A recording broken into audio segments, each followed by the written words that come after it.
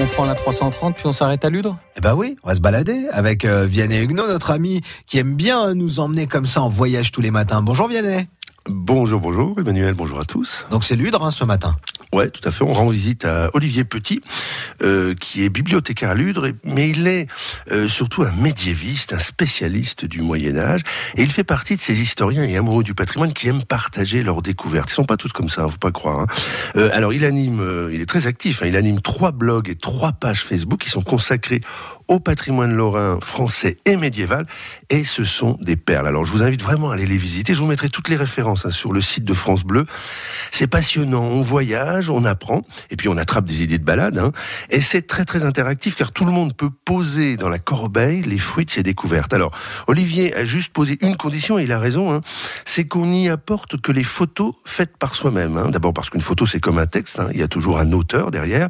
Et puis il est très attaché au regard que chacun peut apporter à une pièce du patrimoine. Une place, par exemple, prenons la place Stanislas, elle peut être vue de 10 000 façons différentes.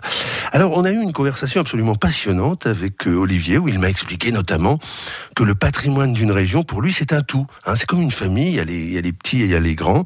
Et les grands chefs-d'œuvre ne doivent pas éclipser tous les petits éléments du patrimoine, qui sont des éléments de décoration, mais qui sont aussi des pièces d'un grand puzzle historique. Son dada, c'est d'entrer, c'est d'aller voir, c'est de ne pas passer, par exemple, à côté d'une petite église qui ne paye pas de mine d'extérieur, sans pousser la porte et peut-être découvrir un intérieur extraordinairement riche. Olivier, pour résumer, c'est un formidable découvreur et promoteur de la Lorraine, et lillois de naissance en plus, c'est pas beau ça ? Ah bah ça c'est bien, c'est parfait. On les aime bien les gens du Nord. Bah oui, on les aime bien en tout cas.